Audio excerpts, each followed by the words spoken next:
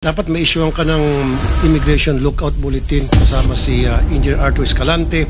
Grabe, iba talaga pag si Idol talaga ang nagtanong. Harapan, Senator Rapi Tulfo, ginisa na naman ang isang opisyal na tila nakikitaan niya na may korupsyon daw na nangyayari at hinahanap niya ang malaking pera na nawawala. Panoorin mo ang video nito at ikaw na ang umusga. Dapat may isyuhan ka ng Immigration Lookout Bulletin kasama si Engineer Arthur Escalante, Attorney Herbert Matienzo, Doris Gatcho, Attorney Marco Maat. Why?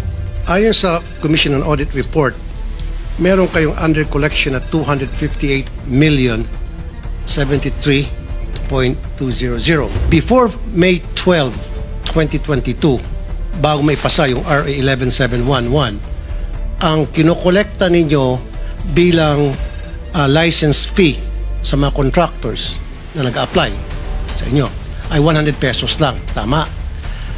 Pagdating ng May 12, 2022 onwards, dapat ang kinokolekta nyo is 5,000. Pero bakit hanggang ngayon 100 pesos pa rin kinokolekta nyo? Nasi-short change nyo ang gobyerno ng 4,900. Kaya nga, may deficit kayo ng 258 million ayon sa Commission on Audit Report. Nasaan itong 258 million? Yes, Your Honor. Actually, the notice of charge is an under collection because the RA 4566 only mandated a fee of 100 pesos per contractor. 100 pesos. Pero no May 12, 2022, yes, dahil sa RA 11711, dapat ang kinokolekta nyo sa mga contractors na nag-apply ng lisensya supposed to be 5,000. Pero even after this 11711 law has been passed, naniningil pa rin kayo ng 100 lang.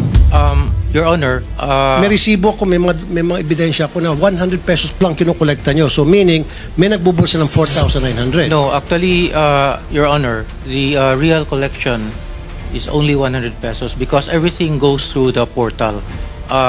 All of the payments are paid directly through Land Bank. Kaya nga, bakit 100 pesos lang ang pinakolekta yes, nyo? actually, when the law was changed, so it also mandated that IRR of RA 4566 would also be amended.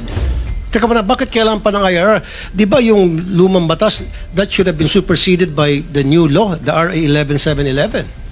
Because this is the new law. Ito yung bagong batas na nagsasabing ang collection na dapat hindi na 100 kundi 5,000. But you still kept on collecting 100 pesos despite the fact na meron ng batas. Ba't kailangan ng IRR? May 12, 2022 nung napirmahan yung batas. Okay? Yes, sir. So, effectivity dapat ng batas ay yung once na na-signed ng presidente. Yung batas na ito, yung RA 11711. So, dapat, kung sabi mo kailangan ng IRR pa niyan para ma-fulfill yung sinasabi ng bagong batas, bakit it took you 2 years para buuhin yung IRR na yan? Dito pa sa 11711, did it say there na kailangan magkaroon ng IRR bago ma-implement yung 5,000 pesos na kukolektahin sa bawat contractor na nag-apply ng lisensya? Meron mang provision doon? Well, it just says... No, tanong ko lang, meron ba? No, Your Honor.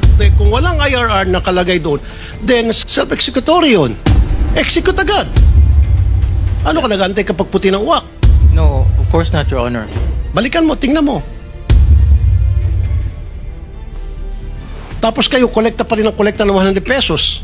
That's why, Your Honor, we are going to collect the shortfall. So, kukolekta nyo, babalikan nyo. Yes, yung mga Your contractors. So, meron kayong records na mga yun. Of course, Your Honor. Okay. 258 million pesos ang kukolektahin nyo.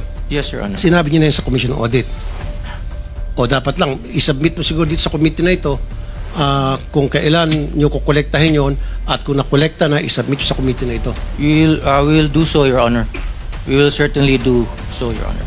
Ayon kay Senator Rapi Tulfo, malaki ang nalulugi ng gobyerno dahil nagtataka siya kung bakit 100 pesos lang ang sinisingil ng ahensya na to sa mga kontraktor para sa kanilang mga lisensya na dapat ay 5,000 pesos. Kaya naman na-share mo na ang video nito. Ikaw bilang isang Pilipino, nagtataka ka rin ba kung bakit 100 pesos lang ang sinisingil na kung pwede naman na 5,000 pesos na para na ring tulong sa ating ekonomiya? Well, i-comment mo na ang iyong reaksyon sa video sa baba.